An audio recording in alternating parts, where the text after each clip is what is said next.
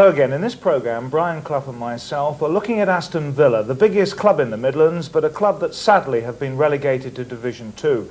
But we're going to reflect on happier days and their brilliant start to the 80s. Aston Villa won the Football League Championship under Ron Saunders in 1981, and then the following year they won the European Cup under manager Tony Barton.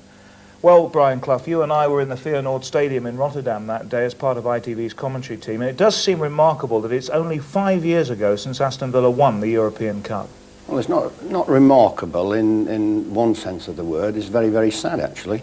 I think you mean remarkable from the peak down to the second division. Correct. Yes. They had a good side in those days, and they deserved to beat the Germans. And I was, as you said, I was there watching it with you. Extra delighted to beat the Germans, actually, because my dad always said, if you can beat anybody, beat the Germans. But they played very, very well. And Peter Witt scored the all-important goal. And it is sad to see them now where they are. Why have they gone wrong? Well, I think the management turned around for a start. Ron decided to go elsewhere. I think a little bit of continuity, having won the league and then the European Cup, would have done them in good stead. But there were good days at the start of the 80s for them. Oh, there were brilliant days. There were brilliant days for British football. We were doing remarkably well at the time and had done before that. Villa then took our role on and won the European Cup. And it could have kept going if everybody had just settled down. Sometimes it's harder to hang on to success and get it.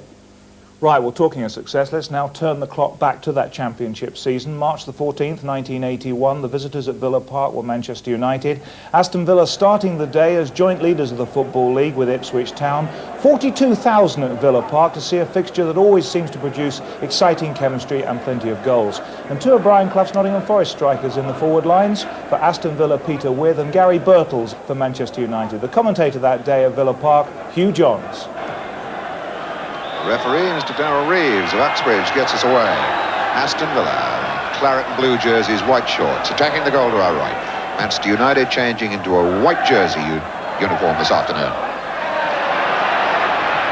Well, that was a poor attempt at a back pass from McElroy. Now it's Bremner for Villa, getting tight into the corner.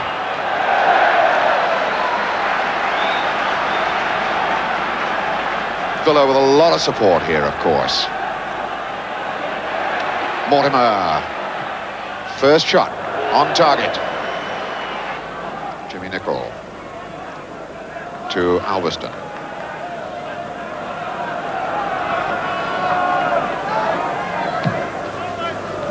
One for Jordan to get at. No, it was Swain got there. And now Sid Cowens. Swain. Touch from Withe, and it's a good one for Mortimer. Off to Morley. Lining up on the back post, he tries the drive. And Bailey had it and lost it. Fine attempt then. Fine attempt from Tony Morley. Certainly surprised Bailey. They were expecting a ball across the box, but he tries a first-timer. Bailey got it, lost it, and was lucky that one of his own men, Alveston, was there to hack it away. United, who've had a fairly good record in First Division matches here in recent years. I'm going to go back to 77-78 since they last lost here. It certainly would be a turn-up for the book if they pulled off a shock result this afternoon. On current form, that is. Here goes Mortimer. Williams. Cowens has called for it. And Swain starts to break on the right. Going against Alveston, looking for the cross. It's a good one. With goal. Beautiful. 1-0.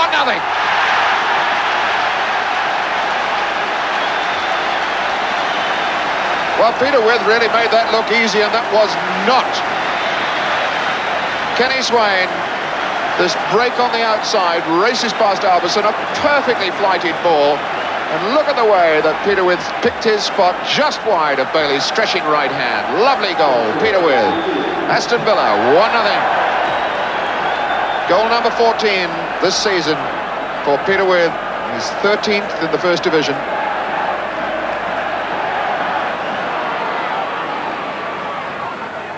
Touch on, and it Just dropped kindly for Bremner. Swain breaking in the middle of the park. Way across to Morley. Morley attacking Nicol.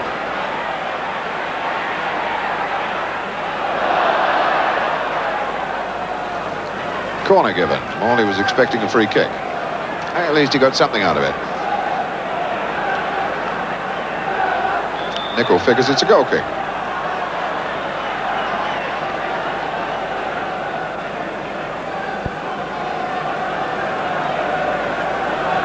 So we've got Morley, number 11. And Cowens is lurking over in that area as well. Chips it straight in. With. Oh, what a goal! How did he manage to turn 180 degrees and pop that one in? Peter Weir, the second of the game. 2-0 Aston Villa. And it's all down to the big fella. They didn't get the ball clear, but look at the turn he gets there. Beautiful goal from Peter Weir. 2-0 Aston Villa.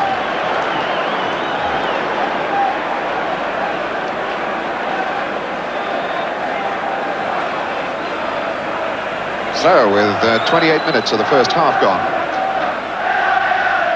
Manchester United are heading for another defeat.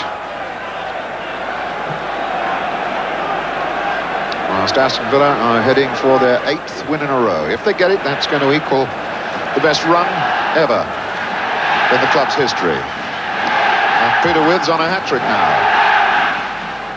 Moran's header. Evans and a throw into United.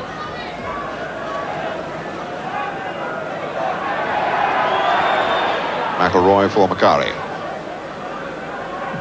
That's a good-looking cross. Jordan. Cross across to Koppel. And again. Unlucky for Steve Koppel. Swain a chance, but referee Reeves points to the tunnel. And Villa fans rise to applaud their team off the park. So we're away in the second half. Manchester United attacking the goal in which Aston Villa have scored twice.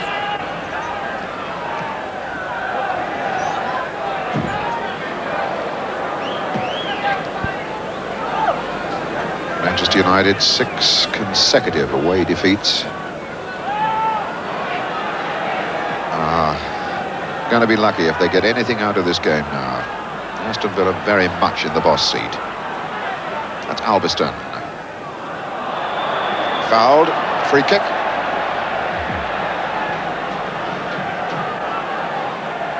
And McElroy will take the corner. The free kick. Almost as good as a corner. It's a corner now. That came off McNaught. United supporters down that end of the ground, encouraging their side as much as they possibly can. McElroy with the corner.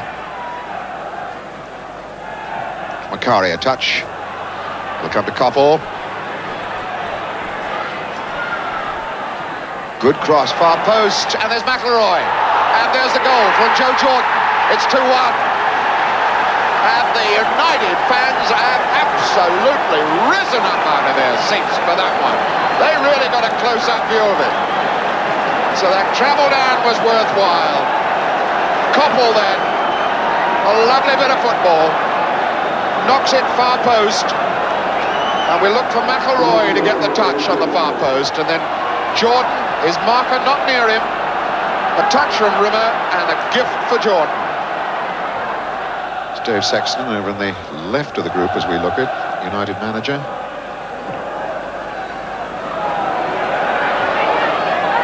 That's Cowens. Oh, what a fine try by Cowens. Good reaction save by Gary Bailey. Two young players with razor-sharp reflexes. Cowens the first timer. Bailey really went across to claw that out of the air. Nicol plays it. Moran being impeded by With. Nicol quickly on to Bertels. Back to Koppel. On to Wilkins. And now Koppel again. Getting Heading to the line, looking for the cross. It's a good one, Jordan! Oh, fine goal, Joe Jordan! Equaliser! As good a goal as Joe Jordan has scored ever, I would suspect. And once again, that man, Steve Coppell, set it up. England international gets to the line, gets in behind Aston Villa. Here he comes now. Little jink to the line. Look at the power of Joe Jordan as he came in on this one. Bang! 2-2. So,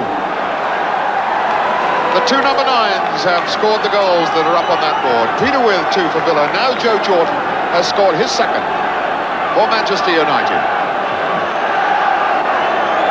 Well, those Manchester United fans never, I'm sure, expected anything like this. They've followed this side for so long without seeing a goal at all.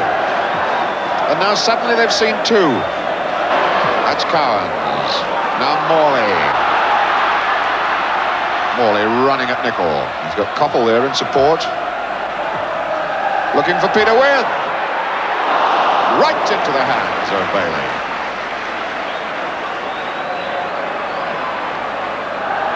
Bailey well positioned as With came in behind Buchan, right on his near post. And Villa come again through Mortimer. This one in for Shaw. Oh, and that just hung in the air. 3-2, Gary Shaw puts Villa in front. Just got a little toe end to it. And that tantalisingly hung away from Bailey. There's Shaw, and it seemed to hang there, and Bailey just couldn't make it. And for Bremner.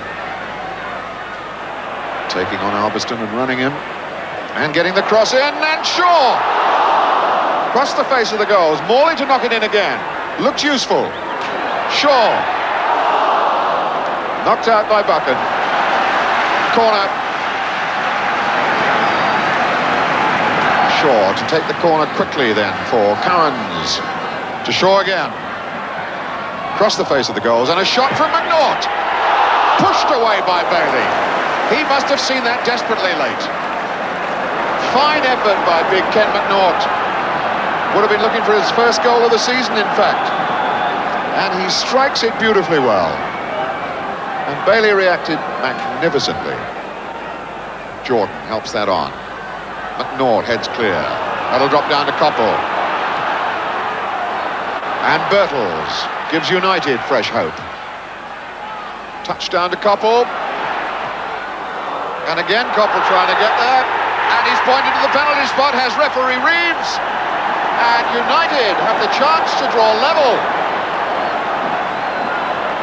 No hesitation by referee Reeves. Let's have a look at it again as the ball comes into Coppell. He goes in there. And it's here that Williams is adjudged to have fouled him. So, looks like Sammy McIlroy for 3-3. The tension, you could cut this with a knife. Referee Reeves still not sure everybody's outside the penalty box.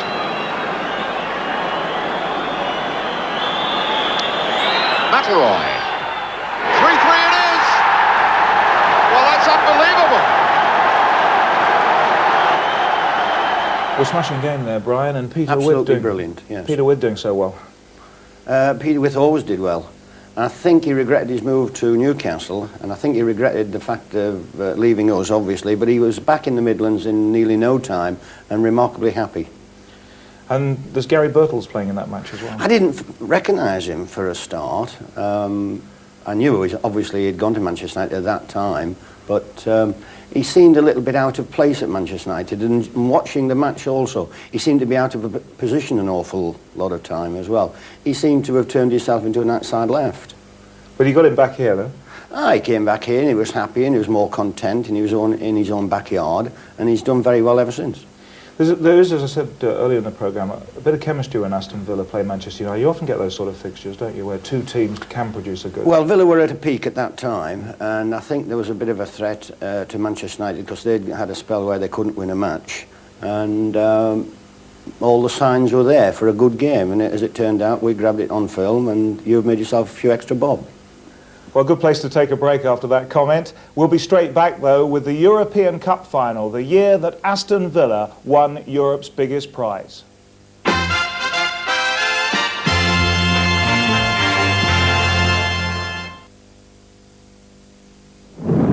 A house that's protected by Santex has little to fear from the elements.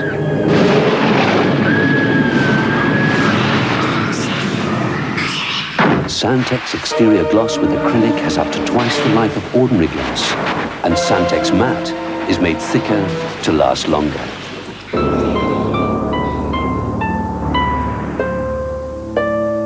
Santex. Protect it and forget it.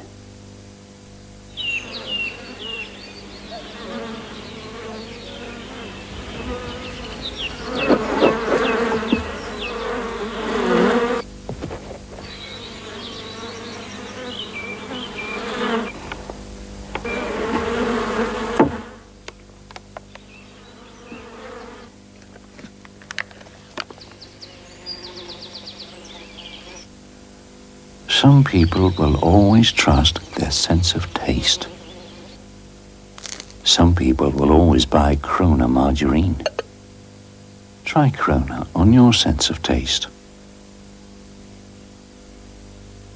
Every year, the Schmidts, the Mullers and the Reinhardts drive to their holiday villas. The Schmidts' car is slow and rather noisy, so when they arrive, they'll need another holiday to get over this one. The Mullers drive a big, thirsty car, which is probably at a petrol station somewhere between Munich and Marbella. The Reinhardts drive an Audi 100, a car so aerodynamic that it's capable of 125 miles per hour. Yet, at a steady 56, it slips along quietly for over 750 miles on one tank full of petrol.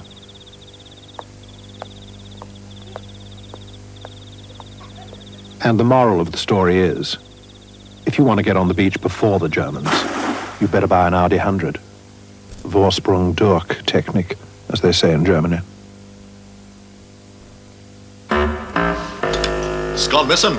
No, 2 scones are missing. A Golden Mother's Pride Sultana scone. Crumbs! And a Derby scone, packed with delicious currants. The fork's a giveaway. Oh, thanks. Couldn't you murder a Mother's Pride scone?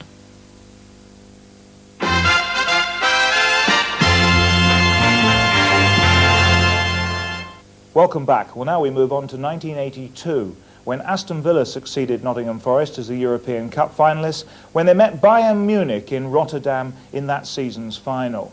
Tony Barton had now become the Aston Villa manager in place of Ron Saunders. Cloughies was in the ITV commentary position as Aston Villa sought to become the latest English side to lift Europe's top prize. The commentator, Brian Moore. Well, it looks as though there's trouble for Aston Villa. Jimmy Rimmer, who I gather injured a shoulder in training yesterday. Well, this is desperate news for Aston Villa. Shakes his head in grave disappointment, and with 9 minutes of the game gone. Well, apparently that was an injury that they kept a pretty good secret, and Nigel Spink, a 6'1.5" goalkeeper with only one previous first-team game, and that was on Boxing Day 1979.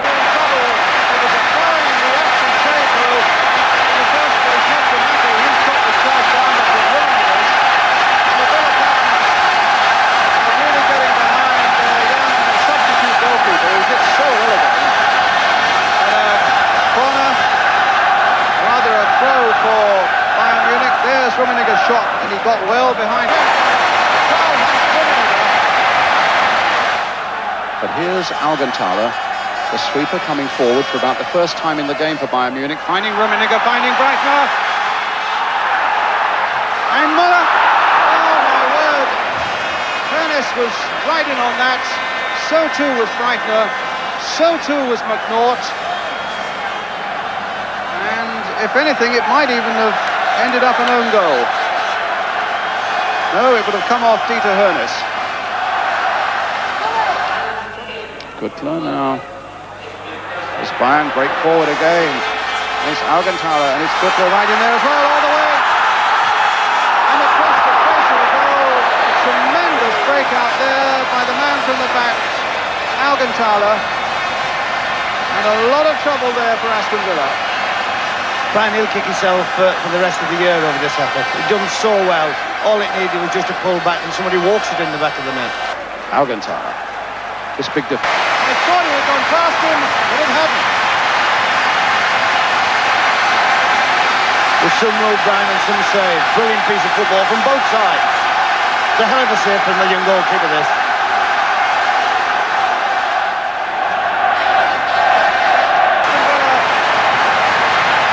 And again, the big man up from the back. Put in his header well. Play is going on again. And nodded off the line.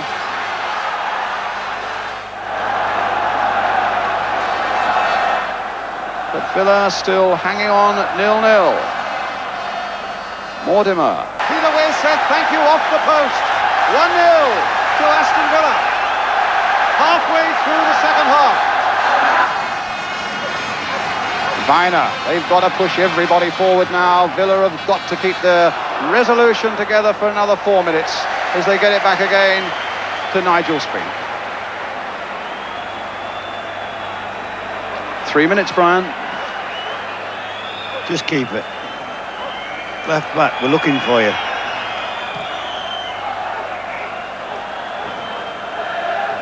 With the header. Shaw trying to raise a gallop into those legs. But again, a nice bit of skill there by Bayern Munich, by Horstmann now. It was Augenthaler who found him, then Niedermeyer, the long ball forward. Rummenigge completely missing that one. Offside. And the flag is up. It's offside. It's offside. Hoeneß's goal will not stand. It is offside. It is offside, and it's the right decision. When the lad played the ball forward, he was offside. Watch, no, he's not offside, Brian. No, it's but Hoeneß is offside. Hoeneß is offside. Their The kid will finishing kill was him. good. They're not happy about it. Peter Wind's goal has brought the European Cup to England again. Marvellous scenes of enjoyment on the Villa Park terraces. Well, Brian, a quick glimpse there at the European Cup final. What do you remember most from it? I remember funny things, actually. I remember Brian Moore. He was the one that got the Germans a goal, actually. He was convinced it scored, but he forgot to look at the lines and the referee, and it was given offside. The other funny thing was you trying to get an interview with the band playing. Do you remember when the band came on and the drummers were going like typical Germans, you know, belting away at the drums and marching songs and all sorts. You enjoyed that, didn't you? Oh, I loved it. It's a great shame we're not in Europe now, isn't it? Aye, it is. It's a great shame for football in England, obviously. The sooner we get it straightened out and the sooner we get back in, everybody will be happy, including the European sides, our opposition. They want us back in also. Do you see an end to this football hooliganism problem? I don't see an end to football hooliganism while we have hooligans in our country, because it's not football hooliganism, they're just hooligans. Well, thank you, Brian. Well, that's a good place to finish this week's programme, but we'll be back with another Cloughies Golden Oldie this time next week. See you then.